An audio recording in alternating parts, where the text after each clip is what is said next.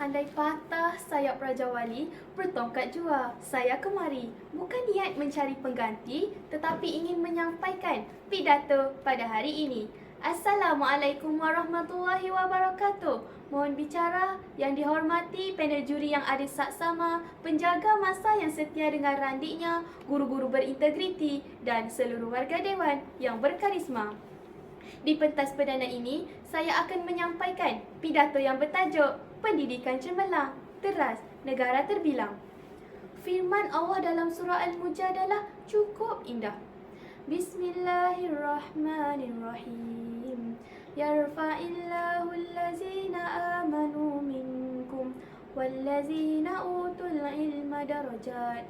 Maksudnya, nescaya Allah akan mengangkat darjat orang yang beriman di antara kamu dan orang yang diberi ilmu beberapa darjat. Betapa pentingnya ilmu dan pendidikan sehingga difirmankan oleh Allah dalam kalamnya yang sangat indah. Namun, persoalannya bagaimanakah kita dapat merealisasikan pendidikan cemerlang demi membentuk negara terbilang? Maka berdirinya saya di hadapan ini adalah untuk menyatakan 3 rempuhan idea yang menyokong tajuk ini. Maka hayatilah tutusan minda kurniaan Tuhan ini. Rempuhan idea yang pertama, pendidikan adalah wadah anjakan paradigma. Tahukah hadirin sekalian, apakah yang diertikan dengan anjakan paradigma? Anjakan diertikan sebagai suatu peralihan. Paradigma pula dirujuk sebagai batasan pemikiran seseorang atau kumpulan pada sesuatu masa. Maka, jika digabungkan frasa anjakan paradigma ini, muncullah satu makna, iaitu peralihan pengetahuan dari satu lingkungan kepada sesuatu yang baharu. Saudara-saudari sekalian, berubahnya keadaan hari ini memaksa berlakunya proses anjakan paradigma dalam dunia pendidikan. Ia bukan terkait soal penggunaan teknologi semata, bahkan dimensinya lebih luas dari itu.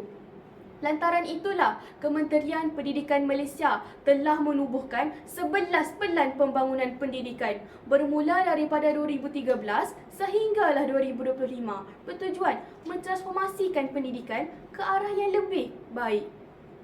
Antara pelan pembangunan pendidikan yang dilakukan ialah menyediakan kesamarataan akses, menghasilkan rakyat yang menghayati nilai, memaksimumkan keberhasilan murid dan lain-lain.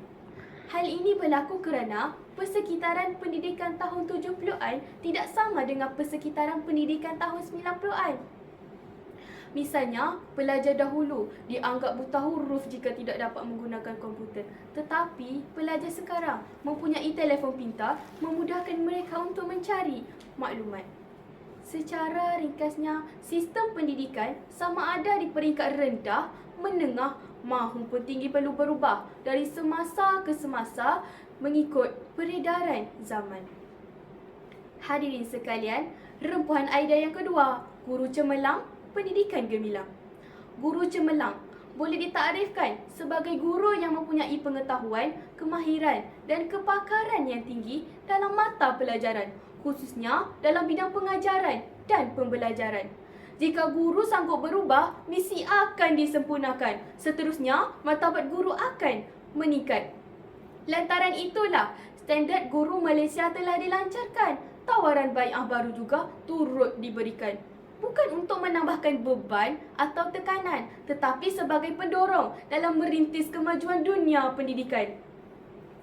Misalnya, kajian indeks persepsi murid mendedahkan bahawa 95% murid-murid di Malaysia menganggap guru-guru mereka bersifat penyayang, berdedikasi, malah menjadi sumber inspirasi buat mereka.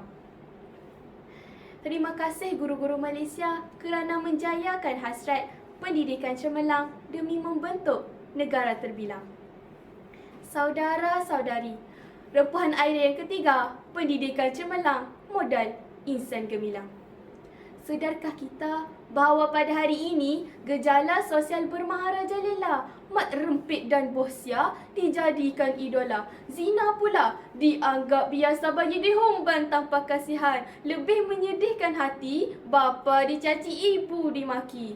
Jelaslah bahawa dalam dunia moden kini, modal insan bermoral tinggi bukan lagi satu kemewahan tetapi satu keperluan.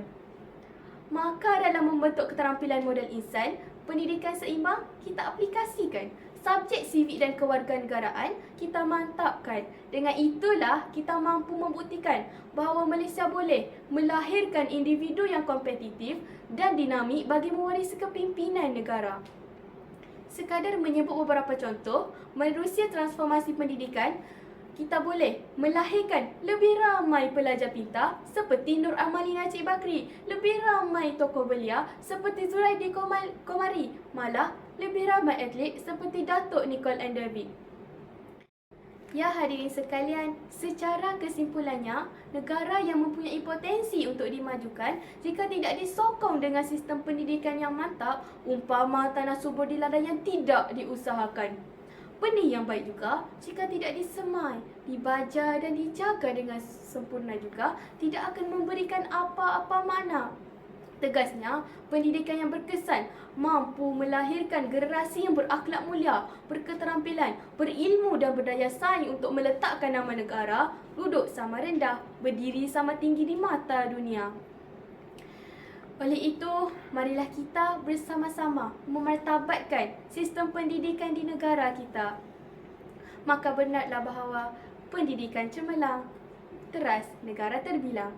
Sekian, wabillahi taufiq wal hidayah. Wassalamualaikum warahmatullahi wabarakatuh.